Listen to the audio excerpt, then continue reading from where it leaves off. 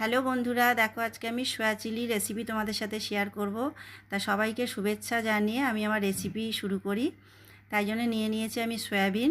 এটাকে আমি এবার আধ ঘন্টা গরম জলে ভিজিয়ে রেখে দেব। দিয়ে দেবো অল্প লবণ।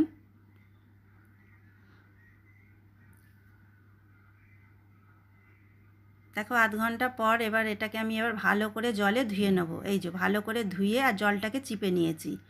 নিয়ে এর মধ্যে এবার দিয়ে দেবো নুন, মরিচ গুঁড়ো, আদা রসুন বাটা, আর দিয়ে দেবো কর্নফ্লাওয়ার, আর দেব ডিম। এবার এটাকে ভালো করে মাখিয়ে তোমরা 10 মিনিট রাখতেও পারো, আমি রাখিনি, আমি সঙ্গে সঙ্গেই রান্নাটা করেছি। তাহলে এবার সবজিগুলো কেটে নিয়েছিলাম, পেঁয়াজ, ক্যাপসিকাম, আদা রসুন গ্রেট করা, কাঁচা লঙ্কা আর 3 রকমের সস আমি একসাথেই এটাকে মিশিয়ে নিয়েছিলাম, সয়া সস, টমেটো সস আর চিলি সস। দেখো আমি কড়াইতে তেল বসিয়ে দিয়েছি গরম করতে, এবার গরম হয়ে গেছে, এগুলোকে আমি এবার ভেজে নেব সয়াবিনগুলোকে। সবসময় তো আমাদের ঘরে চিকেন থাকে না, দাদা এইভাবে তোমরা বানিয়ে খেয়ে দেখতে পারো, খেতে কিন্তু দারুণ লাগে, আর বাচ্চারা সয়াবিন পছন্দও করে। তা আমি একটু এখানে কাশ্মীরি লঙ্কা গুঁড়ো দিয়েছিলাম পরে। দেখো আমার সবগুলো ভাজা হয়ে গেছে, এবার আমি ওই তেলের মধ্যেই আদা রসুন গ্রেট করাটা দিয়ে দেবো।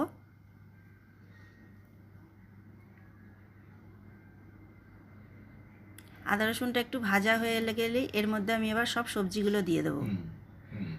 সবজি বলতে আছে ওই পেঁয়াজ আর ক্যাপসিকাম, কাঁচা লঙ্কা, এগুলোকে এবার একটু ভালো করে ভেজে নেব। দেখো আমার ভাজা ভাজা হয়ে গেছে, এবার এর মধ্যে আমি দিয়ে দেবো পরিমাণ মতো লবণ, দিয়ে দেবো গোলমরিচ গুঁড়ো দিয়ে এবার এটাকে একটু ভালো করে নেড়ে চেড়ে নেব। এবার দিয়ে দেবো এই সসটা দিয়ে একটু ভালো করে নেড়ে চেড়ে, ওই বাটিটা ধুয়েই আমি জল দিয়েছিলাম, দিয়ে এবার এটাকেও একটু ভালো করে নেড়ে চেড়ে নেব। নিয়ে এবার এর মধ্যে সয়াবিনগুলো দিয়ে দেবো। সয়াবিনগুলো দিয়ে একটু ভালো করে কষিয়ে নেব। নিয়ে এবার দিয়ে দেবো অল্প করে জল। এটা যেহেতু মাখামাখাই হবে, খুব একটা বেশি জল এতে পড়বে না, আমি অল্প করেই জল দিয়েছিলাম।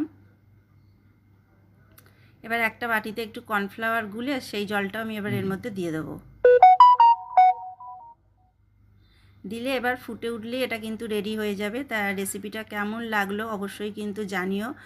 ভালো লাগলে লাইক কমেন্ট করো আর সাবস্ক্রাইব করো আমার চ্যানেলটাকে। আর ভিডিওগুলো দেখার জন্য অসংখ্য ধন্যবাদ তোমাদের।